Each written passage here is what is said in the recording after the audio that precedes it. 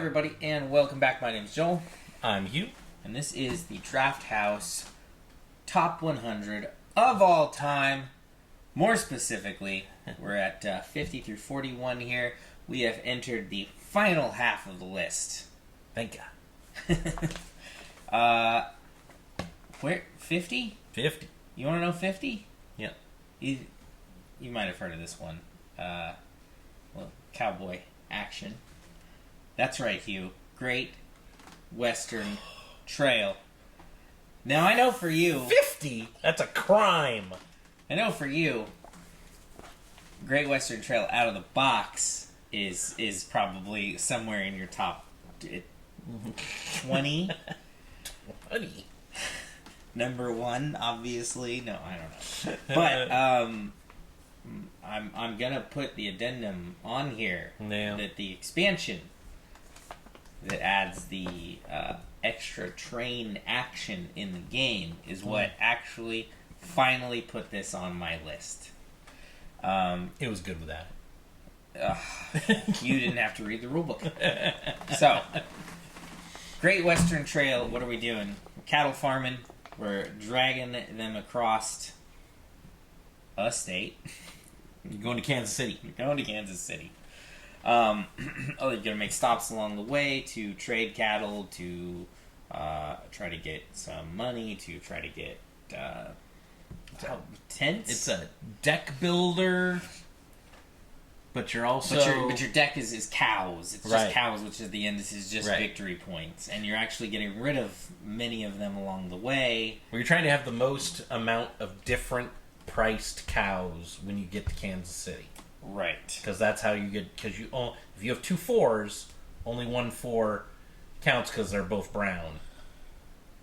But you're going to have a red 3, a yellow 3, and a blue 3, and those all count. You can all count those up. Right. But there are many places along the way where things like doubles work so that you can get rid of those cards out of your hand, have a chance to draw some new ones. Deck management. You're also going to try to build places along the trail that give your opponents places to stop, but also give you victory points. Right.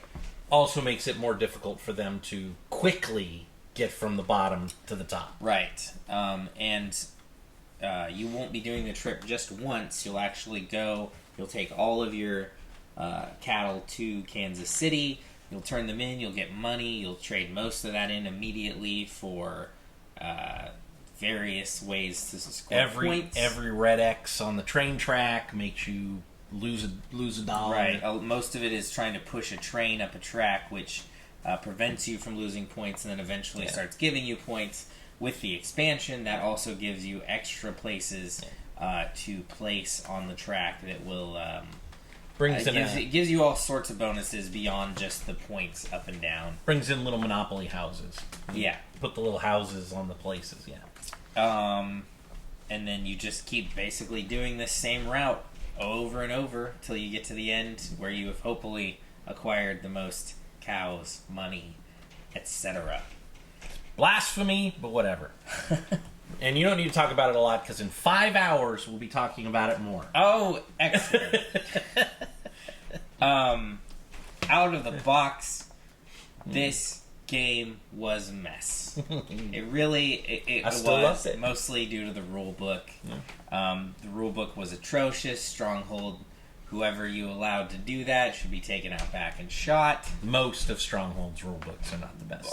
Whoever worked on all of your rule books, take them out back and shot. But eventually, if you can make your way through the just grueling process that is figuring out all of the rules, that might be the game I've played wrong the most. Where it's like, oh, yeah, you didn't play with this one little rule that was in a colored box on page 6, even though it should have been on page 18. It's like, dang it. But if you get through that, and then somebody buys the expansion, suddenly I feel like you got a real game going there. So I guess we're not going to spend too much more time on this. Yeah. But number 50, just barely cracking the top half, is Great Western Trail. Don't worry, Great Western Trail. I'm going to make up for it later. Okay. My number 50 is a bicycle racing game. and it is Flamme Rouge. And so in that game is it's a racing game where you have 2 bicycles, right? And you have 2 sets of cards, and you're going to move 1 bike this far and 1 bike this far. And during the game, you're gonna get if you get tired out, you get tired cards mixed into your hand management. It's basically garbage in trains, and then you're gonna be able to pick. I can't remember 2 cards or 3 cards, and then you get to pick which ones to use. So if you end up with a lot of tired cards in your thing, it means you're just not going to move very far. But it's basically about solving the drafting with your cards. Drafting on opponents, drafting on your own guys, allows you to move 1 extra space. So there's ways to block people in also. You don't want to be the guy out in front because then if you're not getting any help along the way. You're not getting any free spaces, and also you get tired. You want to, if you are out in front, especially, you want to make sure that you're trading off which one of your guys is stuck taking the tired card, so that you're not loading up one side, because only one guy needs to pass the finish line, but you gotta have them both sort of there in order to make it happen. Right. It's really good. I can't remember who makes that game. I can't tell you off the top of my head. But I like this one quite a bit as well, although we're not going to talk about it any more than here.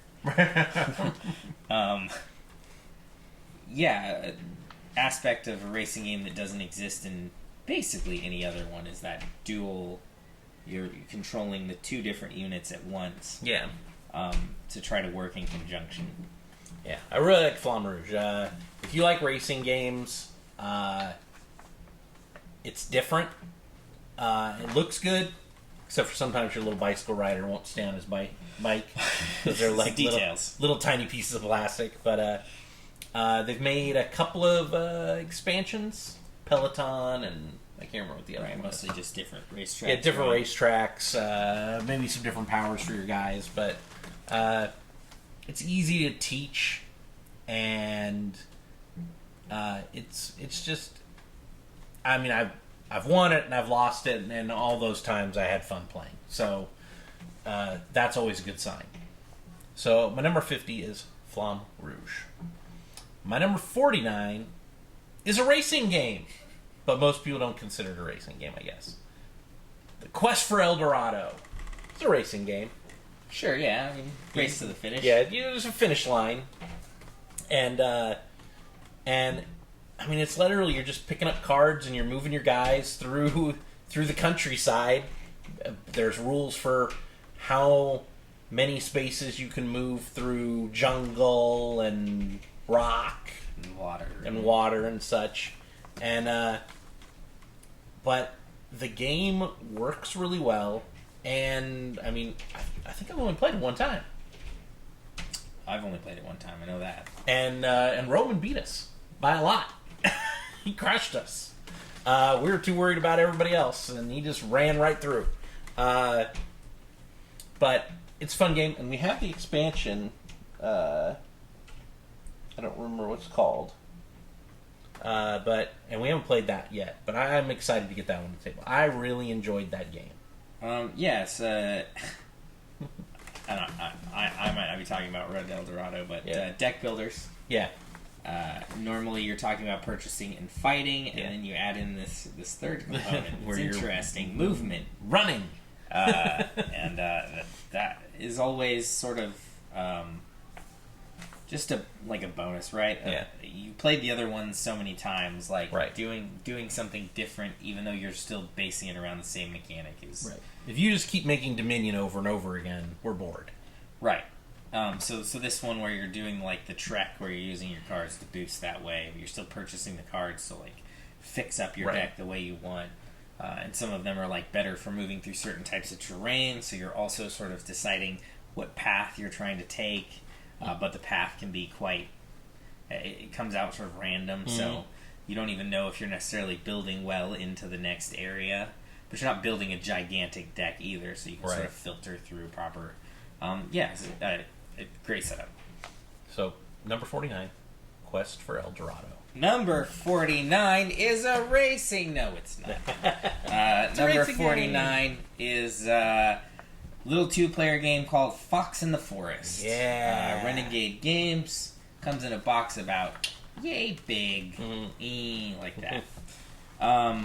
Super small, trick taking, sitting across from each other. 2-player trick taking, weird. 2-player trick taking is not the normal amount of players for a trick taking game. Every other card, I believe it is, has powers on it that will change the way either that round works or how the next round is working. It's one of those ones where it's you get the super strategy based off of so little options, right? Right. Where you're like, I can only do this, this, and this in the next few turns. Like, how am I going to manipulate these couple of cards that I'm going to see and use to do that? Looks nice, you know. I know there's a story in the box. I don't read those 90% of the time. Just the art on it is good. Yeah, the art's really good. Very serene style, even though some of it's like witches and bad stuff. It's all very loose and soft coloring, not like there's no demons jumping out of you off the card. Right. And I've just completely gone blank. Yeah. So. And they have a new version, Fox in the Forest Duet, which is the co-op version. The same game, but it's a co-op. Yeah. So I have not gotten to that one yet. I am looking forward to it. It is literally sitting directly off camera. Yeah, right there. So I will get to it soon. We'll see if it ends up on the list later. But for now, Fox in the Forest, number 49. We will probably talk about that one later. Number 48, 2-player game. Again. I'm sure we'll get to talk about it again. But we're talking about it right now. 7 Wonders Duel. 7 Wonders Duel is not 7 Wonders, the 2-player game. No. It uses the same art style. It uses the same idea of buildings. The same verbiage. Yes, but it is a completely different game where you are card drafting off of a very limited supply. And you can only draft cards that are basically on the lowest tier or what's actually available where there's not another card already covering it. So you build a temple of cards in the beginning. Right. And that will determine what cards you can take. So a lot of it is a back and forth on your own side, determining whether it's worth taking a card to help you or taking a card that more strategically limits what your opponent can do. AKA hate drafting. I don't know if I've ever played this game without the first expansion. Nope. Because I have the copy and mine is Pantheon is worked into it. Yes.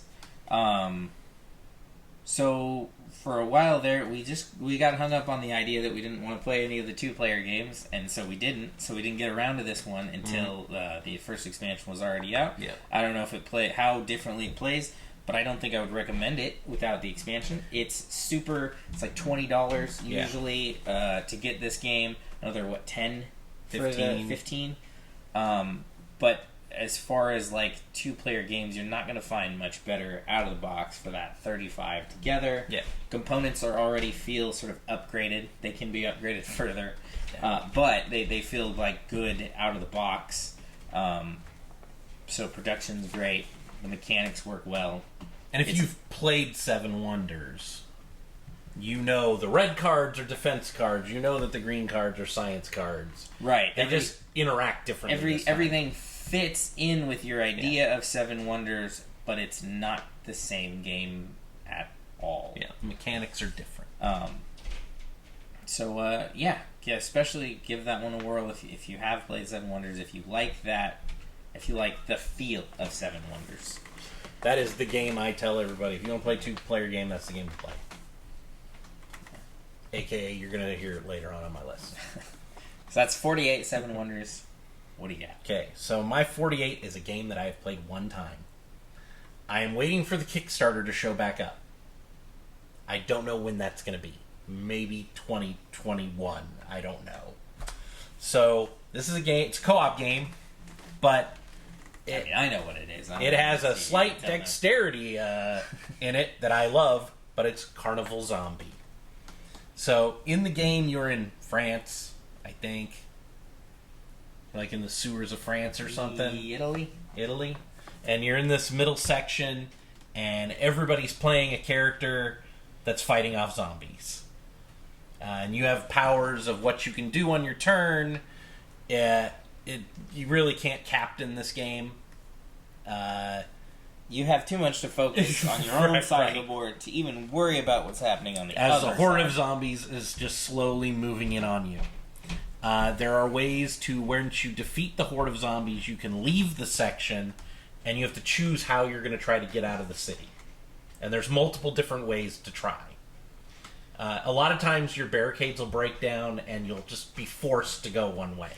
Like, I'll have to go get on that boat. So some of the things that you're doing before you get to that point where you can try to escape is to stop the zombies is you're building barricades, you're looking for items, you're making sure everybody's healed up as much as possible. But and you can never do all of those things. Right, and there's super zombies. And along the way, you're going to find a couple of extra zombies in there that do stupid, painful things. This is the toughest co-op I think I've played outside of an unwinnable other game that won't show up on either list, so I'm not even going to mention it. We're talking about Ghost Stories. No, I've eaten Ghost Stories. Ghost Stories? Get good. Yeah. But yeah, so Carnival also has this thing when you kill a zombies, I don't know how they're going to do it in the new version, but in this old version, which is out of print, zombies are just wooden cubes. Blocks here. And there's this little pile, this little square rectangle place where you have to, all the zombies you kill on your turn, you have to hold your hand over this little piece of cardboard and drop all the cubes onto it. If the cubes stay, you're fine. The zombie's been killed. If they roll off, they come back onto the board. And as zombies get killed, that little square really gets filled with little cubes. So when you're dropping cubes, there's a good chance a bunch of cubes are going to come rolling off. It also makes it to where you want to steadily kill zombies instead of doing a whole bunch all at once. Right. But you build up, like you sort of build up your arsenal and try to unload, because the game feels easier that way, but it's not in the long run easier that way. So there's a lot of things you want to do versus the actual things you can do or things you should do. Good co-op. Yeah. Good, tough co-op. New version coming out with miniatures and minis and stuff. People have been waiting for it for years. Again, I don't know when that's going to deliver. We'll be there at the front of the line. Got mine on order already. So that was my 48, Carnival Zombie. My number 47 has already been said. But it is Silver. I just wrote Silver. Could be Silver. Same on mine, yeah. Could be Silver Bullet, could be Silver Amulet. It's just a little card game where, based on the numbers of cards in your village, that's how many werewolves are going to attack you. And you want the least number. So, when you have the lowest total of cards in front of you, and you know you do, then you want to try to get to where you can call for the amulet. I can't remember what you're calling for in the game, but you're calling for the... Don't you call the council? Yeah, call the council or whatever. Yeah. But that'll signify the end of the game, and everybody gets one more turn, and they can try to F you over. Try to swap out cards on you or something. But then there's also like 2 zeros in Amulet that if both the zeros get turned over at the same time, that instantly ends the round, and everybody just flips over and counts their points. So you're doing your best to reduce the amount of cards you have in front of you, and then the cards that you have in front of you to reduce their numbers down as low as possible. Yeah. It's golf or hearts or whatever. You want the lowest score total. But at the beginning of the game, all of your cards are face down. You've been able to look at 2 of them, so you know what those cards do or what their numbers are. But you still have an unknown 3 in front of you. So you're trying to either get your cards to where you at least know all of them, or have them flipped over so that you have it all visible to you, and then reduce your score as much as possible, and then hopefully call for the vote and be the lowest person at the end. Hope and pray. But we played that game came out in 2019, and we have both versions. I'm gonna say even the first time we played it 2 or 3 times. Yep, played it back to back multiple times. That is a good sign of a game we like. So yeah, my 47 silver. Okay, my 47 is Masquerade. In Masquerade, you are a character determined by a card that's in front of you that at any time you may or may not know. Your objective is to pull money from the center of the table. And the way that you do that is by using the powers of the card that's in front of you. But again, you might not know what that card is. So your turn is either saying you are something and taking their money, using your turn to look at your card to figure out who you actually are, or moving cards around on the table, although you do it under the table so people don't know if you're putting cards back in the same place. Yeah. And then the objective is to get as much money or to get a certain amount of money in front of you. People can call you out for lying about being who you are, in which case you'll have to flip cards to show people that you are, or take a penalty for doing so. So it's a social deduction game, but every round typically 1 or 2 people has become something new, and you have no idea what's going on half the time. So it's like a game of memory on crack. And I've seen people go like an entire game and not have any idea who they were basically the entire time. Yeah. Which is a game I like. The amount of bluffing that you put in that game. Things like Sheriff of Nottingham used to be pretty high on my list. Do you play Masquerade with the expansion? I've played it with the expansion a few times. I just got it recently. And then the first time I got it, a dog actually ate it. Dog ate my Masquerade expansion homework. So, but yeah, I mean, out of the box, the starting stuff is enough for a lot of play and a lot of variety in play. You can play up to a ridiculous amount of people in this game. It comes with like 13 characters out of the box. You can basically have all of them in use at a time. Right. So yeah, number 47, Masquerade. Number 46, Kingdom of Valeria. Valeria Card Kingdom. Valeria Card Guys, Kingdoms. Stop doing this with your game. Don't put the word Valeria in all your games. Daily Magic Games have like 5 games out there that all have almost the same name. Yeah. You're killing me. Yeah. I can't keep it straight in my head.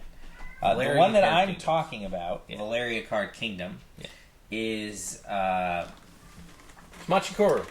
Yeah, it's a tableau builder where you're trying to collect cards that will have a number on them. On your turn, you'll roll dice. You will get the resources available from what would be on both the faces of the die and the 2 die added together. You'll use those to then buy other cards, to buy domain cards, which are just big chunks of points, sometimes with powers on them, sometimes just giant points, or you will use them to slay monsters, who again will also give you points and additional resources. If you like Machikuru, what are you doing with your life? Upgrade to Valeria Card Kingdom. Yeah. We talked about Space Base before. Same thing. Space Base is less complicated. It's more complicated than Machikoro. I think less complicated than Valeria Card Kingdom. So the more complicated you like your game, the more like ways you want to be able to go at it. Mm-hmm. I think of these types of games, this is probably the best one that I've played. That's it. That's all I got to say. Okay, so that was your 46? 46. So my 46, I'm going to cruise through my 2, because my 2 are evergreen games. So 46 is Seven Wonders. Oh, what's that? What's Seven Wonders? My problem is Seven Wonders was in my top 20 for the long time, but it has slowly fallen because I find when you play the game, somebody has to play defense against the guy who's picking science cards. Just take a science card or two, man. Yeah. But if nobody does and one guy takes science cards, that guy wins. But Seven Wonders is a fun game. It's just a card drafting. It's the gateway. At least a couple years back, it was the gateway card drafting game. Yeah. You pull 7 cards. I mean, maybe some people think it's Sushi Go. Yeah. But in this game, you're drafting and building your own little tableau in front of you. And you're doing defense, which will score you points, and you're doing science, which will get you points at the end. There's cards that are purely to gain resources. There's cards that are purely to gain points. There's cards that are a chain of cards, basically, so that you can override the need for resources, and instead you're basically just upgrading off the previous one into the new thing.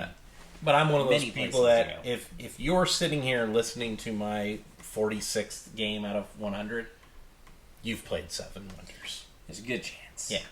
Pretty good chance. So that's my 46.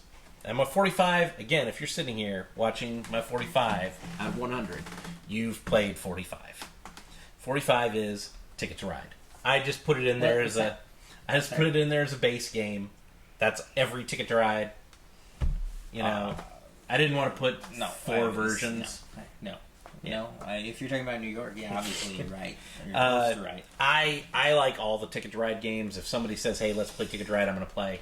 It's very simple where you're just going to get some routes, and then you're just card collecting. You're matching colors of cards to play trains to the board.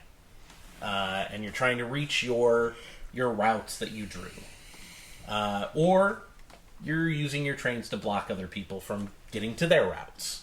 There's nothing wrong with Ticket to Ride. I like the way it works. I like the way it plays. It looks fine out on the table. You just don't like that it takes over an hour. Shorter. Yeah.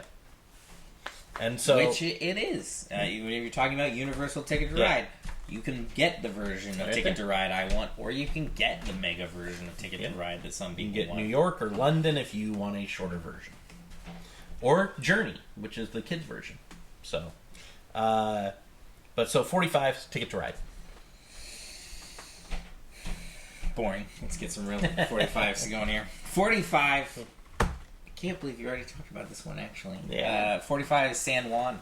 Yeah. San Juan is Puerto Rico in card form. You are doing almost all the same stuff that you're doing in Puerto Rico. You're choosing to use a power. If you're the one choosing it, you get extra abilities off of it, but everybody at the table gets a similar use of it, just a weaker version. In this one, you're doing it just off of cards in front of you instead of off of your own little board setup. Right. We actually were recently playing some games that are supposed to be the card game version of games, and there's like a lot more going on with it, and this is the one that actually takes all the stuff and literally gets it down to here's the deck of cards. Right. I like Puerto Rico, as bland as it may look. I'm sure we'll talk about it again at some point. Oh, I think we did. I already had it on my list. Did you? Yeah. Yeah. It was in my first our first hour. I ran out of fingers and toes. So now I'm so confused about where we're at. Yeah. I like Puerto Rico. Puerto Rico's great. I like San Juan for basically the same reasons. can be played in a slightly shorter amount of time. So if you don't have that full time for Puerto Rico, San Juan can slide right into that time slot.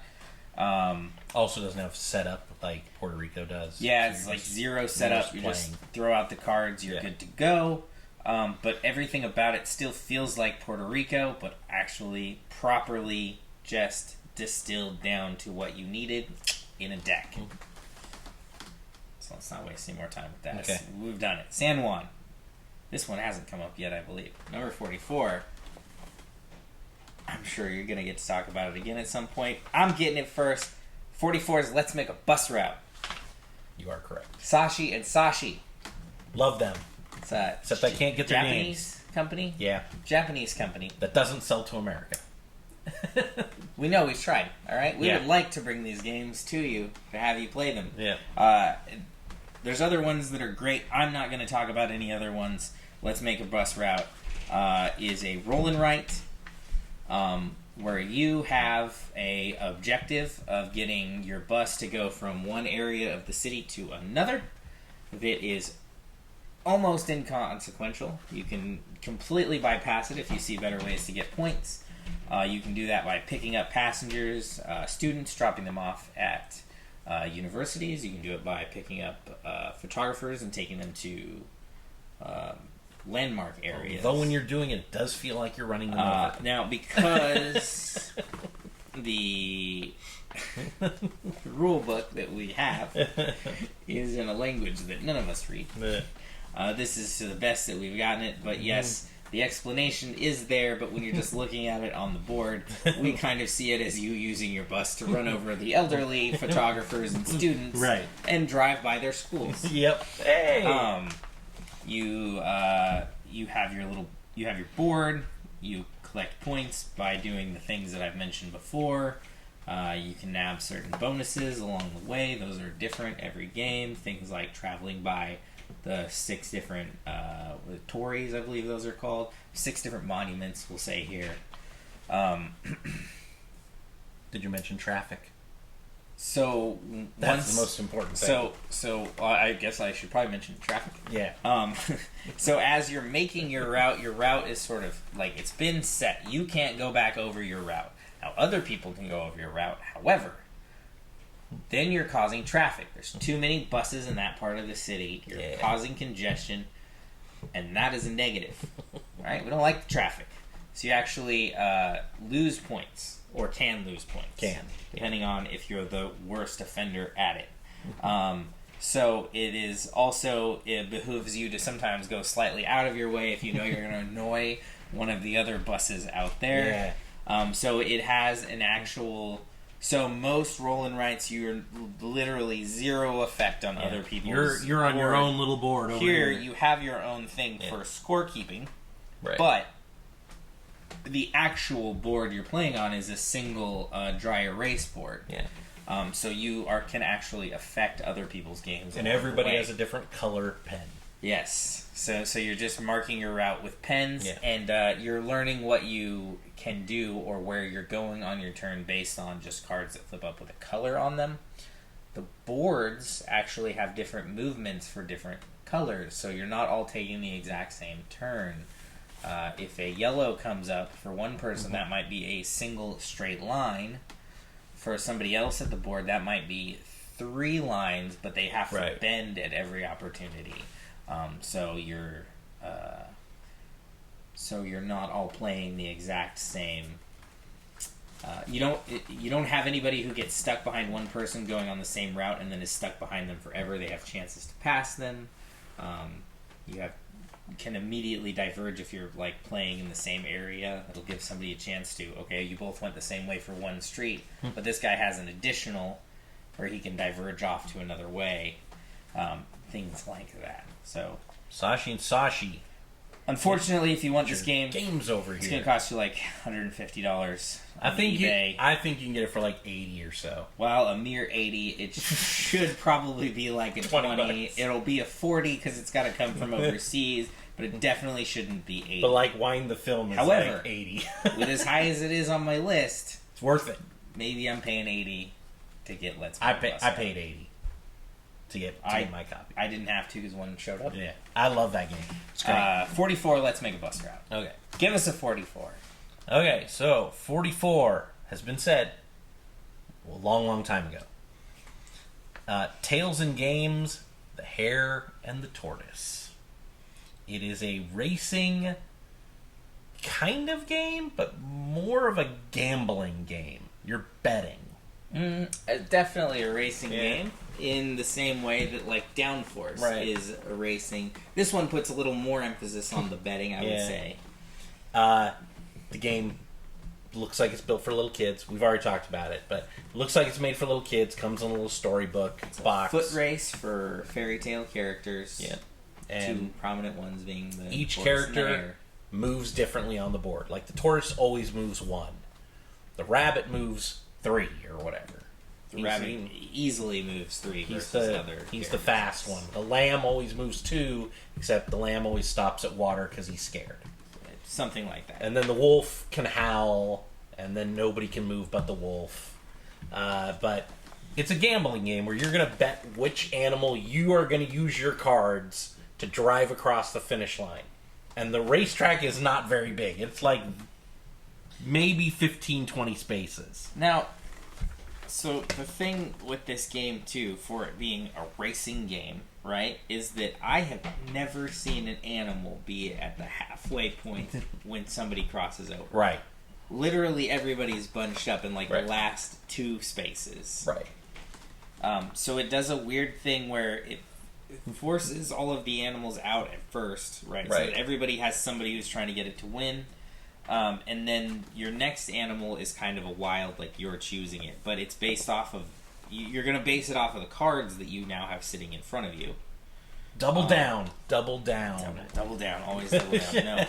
No. But because it's like that, and because the cards are not likely to get perfectly distributedly even, chances are everybody's then picked a different animal again. Or close to. So it stays super competitive with all the animals. You feel like you're lagging way behind, and you're like 2 spaces back, and then the next turn you're 1 space up, and you're like, I'm the greatest turtle driver in the world. Yep. It's super simple. It costs like $20. Kind of like, hey, where's my fish kind of game where I'm like, looks like it, yeah. It's that palate cleanser. I want to play an hour-long game. I want to play a 15-minute long game, and then I want to play another hour or 2-hour-long game. You just put it in that middle section, it's perfect. So that's my 44, Hare and the Tortoise. Number 43 is a giant game made by Riot Games. At this point in time, it is their only game.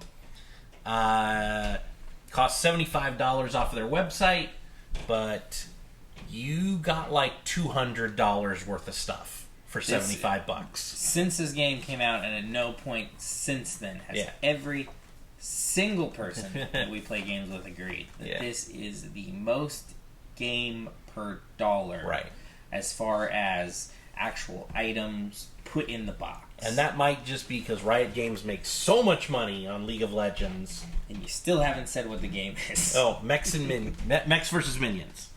Mechs versus Minions. It's a co-op game. Again, and I don't play League of Legends, so I don't know the characters that are in the game or anything like that. I don't think it's necessary. I went in blind. It's just kind of like that bonus of like, oh hey, there's that one. But your mechs, they came pre-painted, right? Yeah. Yeah, you're playing. Yeah, they're super all fancy. Of the characters cool in the game, if you know your League of Legends, are all Yordle characters that are driving mechs. Yeah. Some of them ones that they have in the game. Some of them just made up for this particular game. Now, other than that, it's just a programming game. You're going to program, and it comes with a bunch of boards with scenarios. I think there's 12. 10 or 12 out of the box scenario game. Yeah. You can play it in order where it feels sort of like a legacy game, except teaches you as you go. Yeah, and also it's not necessary in any way. Yeah. You will add things as you get further in, but you don't retain decks from like previous turns. Nothing about your character. You have a certain amount of cards available to that character, and you can pick what you want to use. But you don't have like the full assortment, so you're not continually like building it up that way. But yeah, I mean the game is, for the amount of money you're getting, you pay for the game. Now I think I just picked it up at Guardian Games in Portland, but I don't know how much it costs to ship it. Man, it might cost a little bit of money to ship it. Yeah, because it's heavy. I'm sure it's a giant. It's a coffin box. It's big, but everything in that game is top of the line. The cards are great. The holders are great. It's one of the only games like out the box. The minis, the minis for the main characters, those are all painted. Yeah, nice. The main sort of bad guy in the game is actually painted. The little minions are unpainted. Those are just gray, but it comes with 50, 60 of them, and they're like not tiny. Of them. Yeah. Like they're decent size. They're all like sturdy. Like they're built well. Those could have been cubes. Yeah. If this was any other company making this game, maybe except for CMON. Yeah. They'd probably been cubes. This came out like height of League of Legends. Yeah. Like they were just making money just by the fistload. And they had somebody who loved board games. And they threw the money at it. The way I understand it, they don't make any money. They don't make any money on the game. It's basically at cost or very close to at cost. But they just wanted to make this game, which luckily they did. And they have, I guess they have 2 or 3 more board games in development now. So hopefully, because this one worked out really well. My 43. The one other thing I want to put in there before that is the only card drafting game that I know of that goes on a time limit. Yeah. So you're playing a co-op, and at the beginning of a round, you flip a bunch of cards over that are the things that you'll use to like program your. It's so you can't captain. Right. Yes. Basically, so that one person can't decide who needs what, but timer gets flipped. And whoever is supposed to be first player, they have to draw a card before the next person can draw a card, before the next person, before the next person. If they don't do it in time, those cards get randomly dealt out to people, which can actually be very bad for their sequencing, their program that they've already built. So it is card drafting, but card drafting on like a very tight time limit. So 43, Mechs versus Minions. 43, we talked about. It's happened. Luckily, it was a list ago, so we'll talk a little bit more about it again. Harry Potter. Hogwarts Battle. Hogwarts Battle. I like deck building games. That should not be a surprise. I'm shocked, though, that Harry Potter is being spoken in your top 50. Yeah, I haven't played it in a long time, so maybe I remember it more fondly than the play of it, but maybe I don't. Yeah. Either way, I'm still saying it's a game worth checking out, particularly if you like Harry Potter, particularly if you like deck building, particularly if you like legacy-style games. Again, this one doesn't have to be. This one can be just played scenario by scenario. But it's worth playing in order that first time around. It is a little too simple on the front end for people that have played a bunch of games before. However, it gets right in the middle and gets hard near the end. It works out okay. Like, it'd be cool if there was like an advanced version that sort of started with slightly harder and then it got like near impossible near the end. It's fine though. Like, I don't have a problem with it. I haven't played the expansion. Maybe that's what's in there. Yeah, it is the like ultra hard levels, but system works really well. All the characters work slightly different. All the bad guys work a little different. It manages to do difficulty increase well. Mm-hmm. There's no point where you take a giant step where you're like, where did this come from? Right.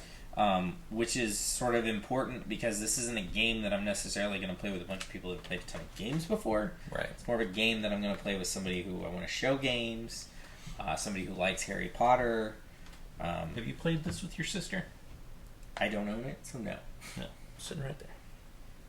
Well, there's a lot of games sitting right there. I don't own most of them. Yeah. Great out the box. Came out by Monopoly brand, the OP, whatever they choose to be called.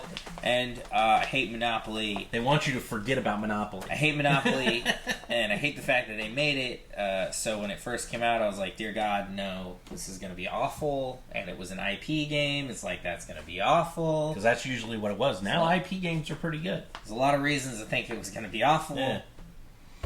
Luckily, I was wrong. So, 43, Harry Potter, Hogwarts Battle, number 42. Yep. I don't think you've talked about this one, but I wouldn't be surprised to hear it come up later. 42 is Bargain Quest. Bargain Quest is... I don't think it made my top 100. Fair enough. Not everybody's going to like it as much as I did. Yep. Bargain Quest is intriguing in premise. And then just fun as a game. Nothing like super crazy.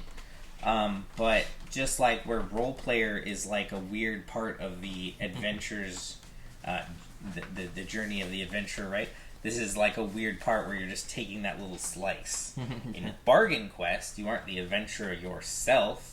You are the shop owner. Selling stuff to them. And what you're trying to do is sell as much of your wares, be they useful or not, right, to the adventurers that come to your shop. It is good if you sell the right stuff to the right people and they go out and they actually live and come back and buy more things. Yep. But it is not necessary. Yeah. What you're trying to do is get the most money, and that doesn't mean that the person who left with your gear needs lives. to survive. I think mechanic-wise, I don't think it did anything like different or special. Thematically, it did. But yeah, just thematically, it's an interesting take. And all the art's done by the Yangs, I think. They used to work for Disney. Yes, it is very cartoony style. It fits perfectly for the game. It would be weird if it was like all actual like classic D&D art. Because you're a friendly shop owner. Yeah. Yeah. I'm just trying to help. Here's these 3 potions. You totally don't need them, but I need the money. Yeah, so you're doing everything you can to sell gear that you've put into your shop to random adventurers that happen to come by. I just find it, because that's the hard part with that game. Yeah, find it. I take a look at it. I want to think Renegade Games is now producing it.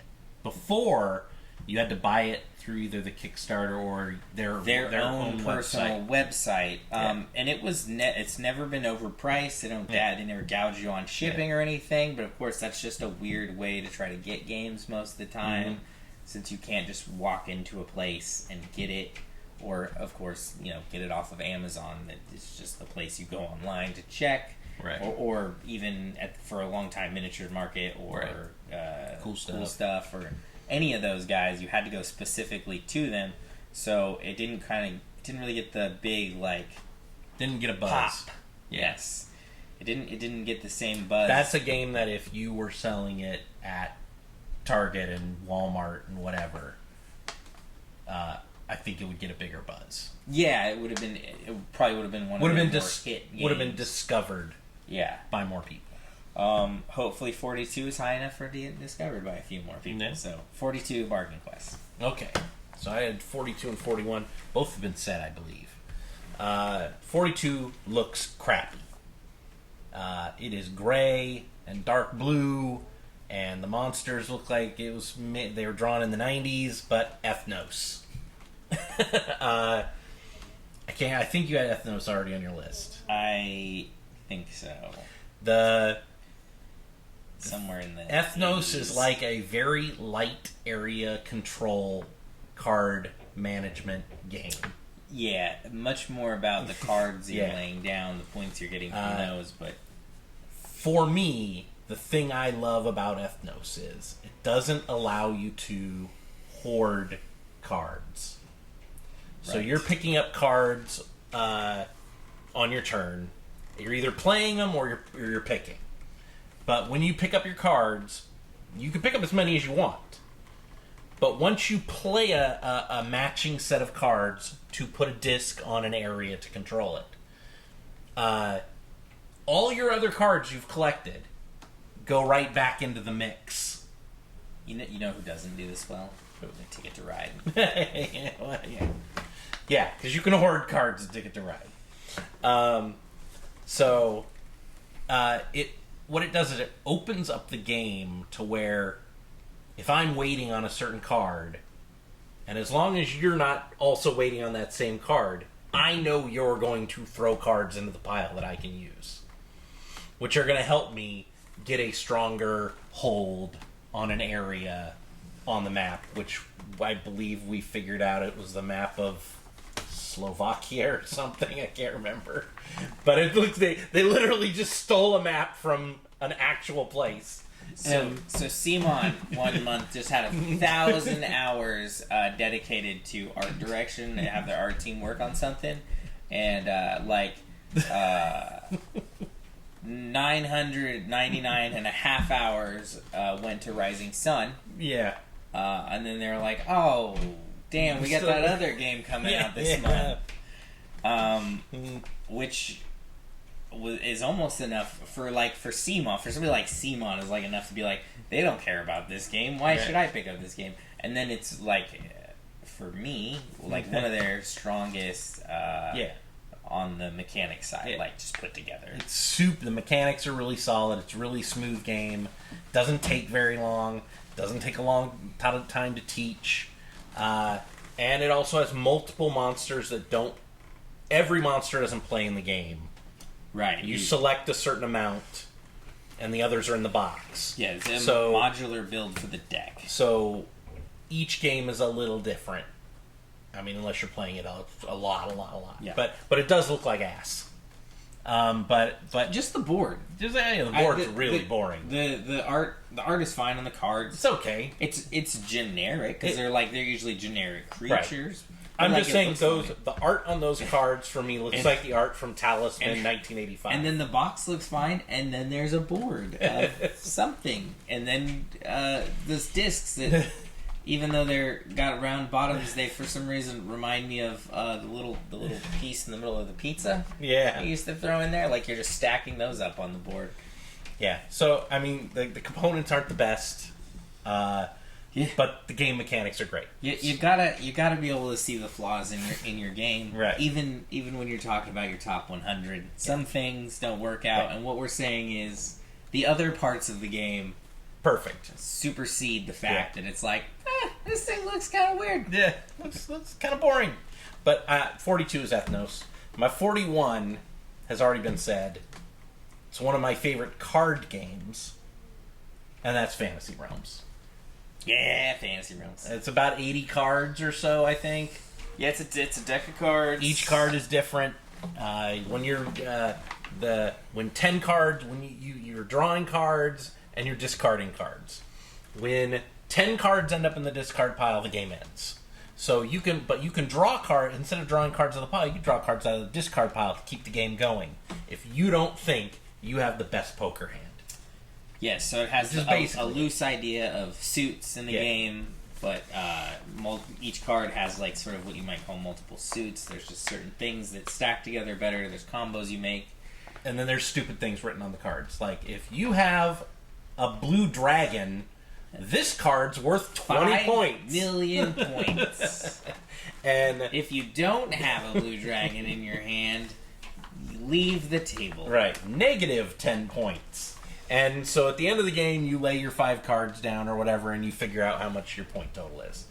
Guy with the most points wins. But it is ridiculous, and there's multipliers.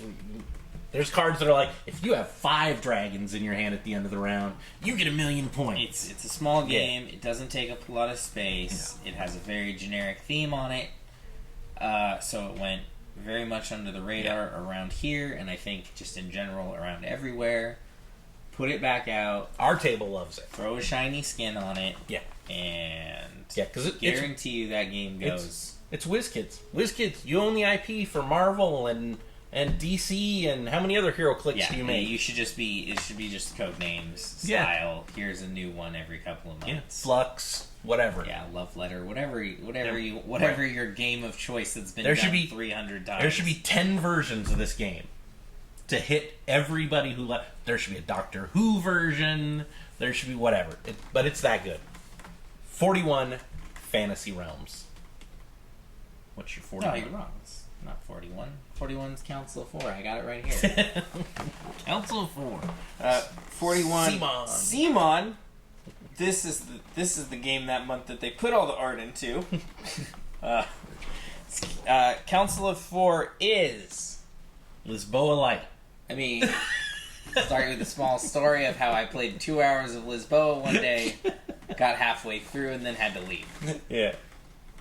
I think fondly on Lisboa, but that's as far as I've gotten thus far, so you're not going to find it on my list. Council of 4, on the other hand, is the 40-minute to hour and a half, depending on how slow your table version is, of Lisboa, where you're building up like parts of your city using sending your work through the council. Right. The council is a multicolored crew on different spots on the table that alternate throughout the game. There is how do I explain this exactly? Like what all you're doing in the game? Well, you're moving around that map thing in the middle, right? But your objective is to build these portions of the area on the board. But you can only build so far. You got it? You good? Yeah, I only played this game I think twice. I've only played it a few times. And it was a long time ago. I only played it a few times as well. Because I like Lisboa. I think I would too, but I haven't gotten that far. I don't know if somebody took like Lisboa and like just sort of like was thinking about that constantly, dumbed it down, and then this thing came in. But yeah, this is kind of like the light version. Lisboa is super complicated. It takes a very long time. Has 1,000 different things you can do, like a turn. Yeah, it's silly. Council of 4 feels like you're doing the same thing, but you're doing it with like 20 less actions available. Right, and you have to move those little the guys in the council. The goal is to you want to drive a certain like color. Well, you need certain council favor at certain times, and that favor is based on color. So you're trying to manipulate the setup of the councils when you get there. So you have ways to push old council members out, bring ones in or back in. And the way the game works, one of the council members is removed at the beginning of the game, so they're not even. Yes. And that's like a random... That's random. And so, if you end up with a lot of that color, you can get hosed. Yes. Yeah. You need to avoid that. That can make your game a little more difficult. Yeah. But there is, of course, ways to manipulate your cards as well, so you're not really stuck with it. But it was... I don't want to say it was perfectly fair. Right? It wasn't perfectly fair, but it was structured well enough that you could beat the deficit if you were playing well enough. Right. And again, it had that Lisboa feel, however, also like very spruced up to the CMON level of like quality and art. Lisboa looks nice, but sort of does plain. Whoa. Whoa. Yeah. And CMON does their very spruced up. Yeah, they have the little mini head busts and everything, and yeah.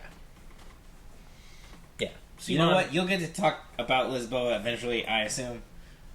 We're not there yet. 41. 6 more numbers. Spoiler. Spoiler. That was 41. That concludes 50 through 41. Those were decent games. Just kidding. Those are hot garbage. Come back next time. We'll be talking about 40 through 31. Real hotness. The top 40. Of all time. Of all time. Until then, I'm Joel. I'm Hugh. And we'll catch you later.